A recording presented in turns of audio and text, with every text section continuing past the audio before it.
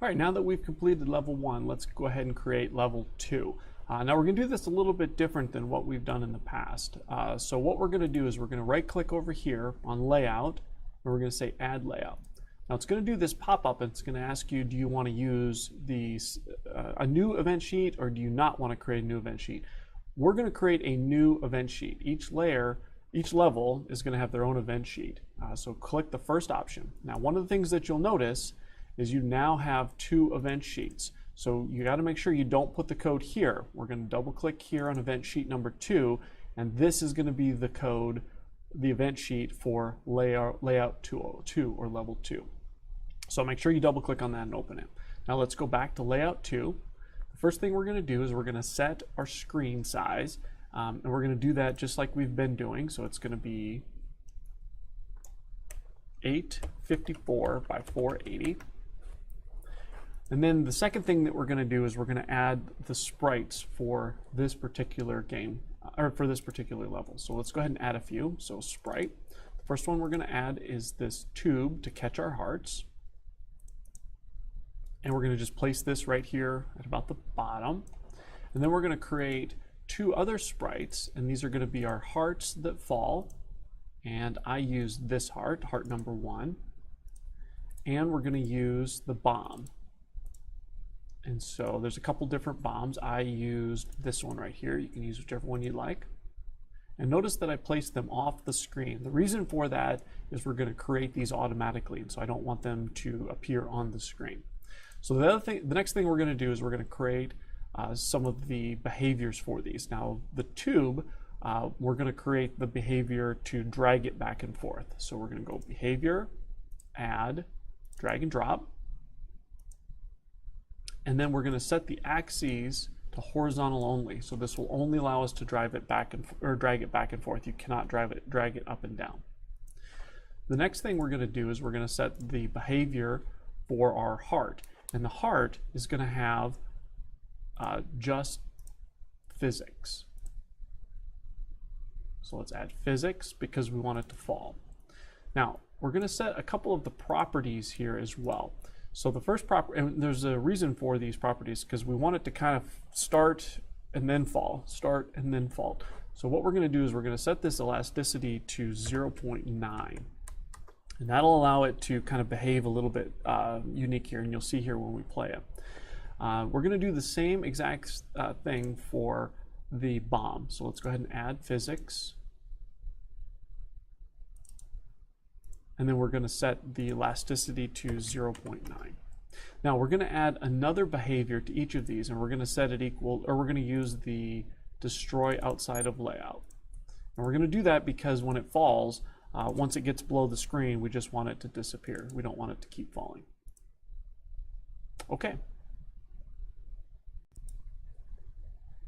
All right, so we don't want to create the same levels and the same next level button for each of these. So what we're going to do is we're going to reuse the ones from the level 1.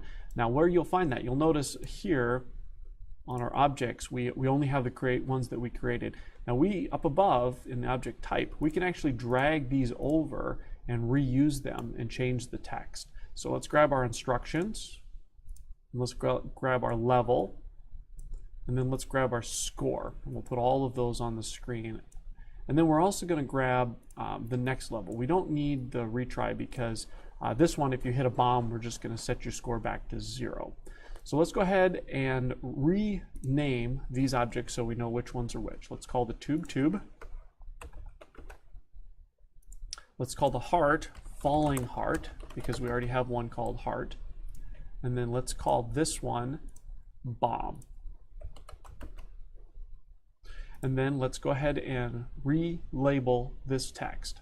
So we'll go ahead and just change it. So instead of saying rotate, we're going to say drag the tube with the mouse to collect 30 hearts. Avoid the bombs. Okay. And then you see this wrapped a little bit, so let's just make that a little bit bigger, and then we can center that on the screen. Okay, that's all. All right, let's go ahead and create the events for level 2. Make sure you're on event sheet number 2, not event sheet number 1. It's really important that you put it on the right event sheet. Otherwise, the events are not going to work. So the first event we're going to create is we're going to create the hearts to fall down automatically. And the way we're going to do that is we're going to create an event for every X seconds. And we're going to use the random function here, so random, and we're going to create one every 0.2 to 1 second. All right, we'll click done. So every time this triggers between 0.2 seconds and 1 second, we want to create a heart. So to create a heart, we're going to go into System, and there's one called Create Object. And this is going to allow us to pick the object, and we're going to use this falling heart. Make sure you pick the right heart. That's why we labeled them.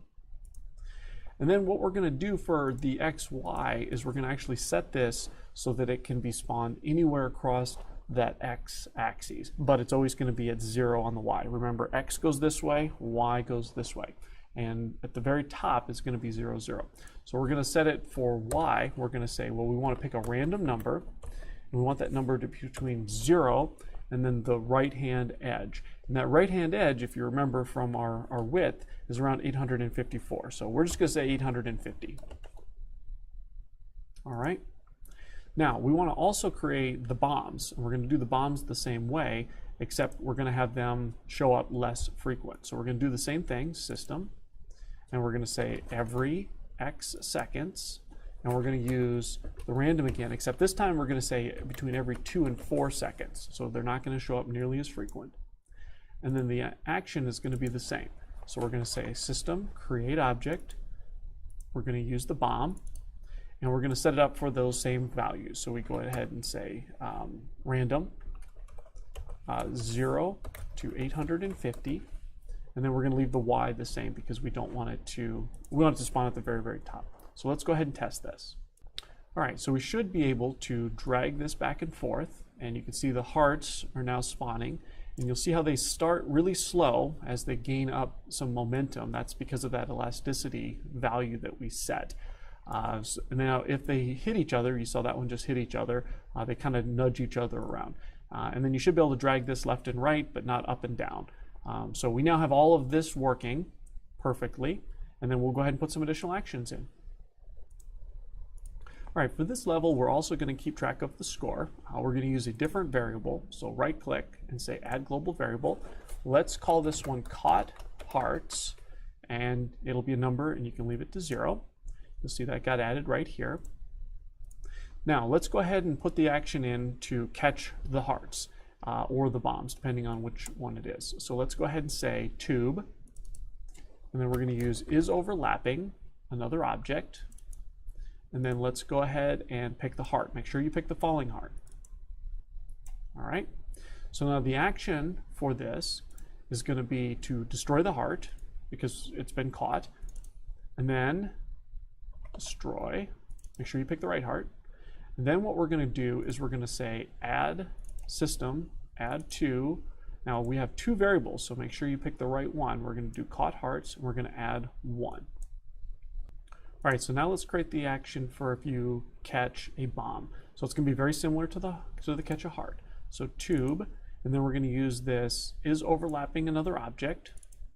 Now we're going to use the bomb instead of the heart. And the action here is going to be to destroy the bomb because it's been now caught. Then we're going to say System, and we're going to use this set values under global variables. And we're going to set caught heart to 0. So no matter what your score was, we're going to set it back to 0. Okay, and that's all there is. All right, now in order to test this, we have to actually set our score on the screen because right now it's keeping track of the score, but we can't see it. So we're going to do it just like on level 1. We're going to use this event called every tick. And then every tick, we're going to set the score text. And we're going to set that. We're going to set the text equal to caught hearts. Make sure you use the right variable, caught hearts. All right, so now let's test it. So we should be able to drag it back and forth, and each time we collect a heart, the score will go up, and if we catch a bomb, the score goes to 0. All right, it's working perfect. All right, so the last thing we're going to do is we're going to set it so that you can go to the next level. And we're going to do this the same way we did level 1. We're going to create an event. We're going to say system, compare variable. Now we're going to use this caught hearts again, and we're going to say if it's greater than or equal to 30. So you have to collect 30 hearts without collecting any bombs. Now if you do collect 30 hearts, what we're going to do is we're going to set the next level to visible. Now remember, it's by default invisible, and we only need to set that once. We didn't need to set it on each of the levels because that's the default. So now as soon as we collect 30, that button will show up. Okay, so let's add a couple final touches. Let's go ahead and add a particle so that when the heart is caught, it explodes. And you can do the same thing with the bomb if you want. I'm just going to show you the heart. So let's go ahead and create a particles. Let's load the heart. We're going to use the same heart that we used before. Let's make it a little bit smaller. So let's resize this down to 25 by 25. And then let's just make sure it's off the screen. Let's go ahead and set that the properties from continuous spray to one shot. And then let's set the cone to 360 so it does the entire loop. All right. Then let's also put a background in just so that it looks nicer. So let's create another sprite, and just like level 1, we'll use sprite instead of tile background. I've got this background level 2 that you can use. It fits nicely over it, and it matches the colors nicely, so you can just kind of line that up wherever you'd like. And again, it's on the top because it was the last thing we added, so right click, Z order, send to bottom. All right. Now we have to just add the particle logic real quick. So right here on overlapping, let's just say the falling heart, spawn another object, and we'll spawn the particles. Okay. All right, and then there's just one more thing to do, and that is to put the action in for the next button. So once you click this to go to the next level. So what we're going to do there is we're just going to say mouse on clicked object, and then we're going to use that same object, the next level. And then the action is going to be system, go to next previous, and we're going to use the next, so go to the next level. And that's all there is to it. Now you can go ahead and test it.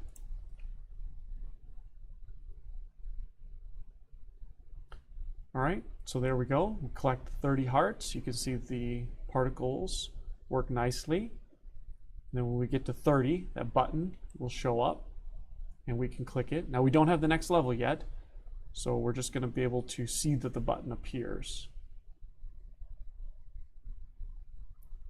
And then we also didn't do anything to stop things from falling. So this is actually going to continue to go even though the next level button is here. So there we go. We don't have the next level yet.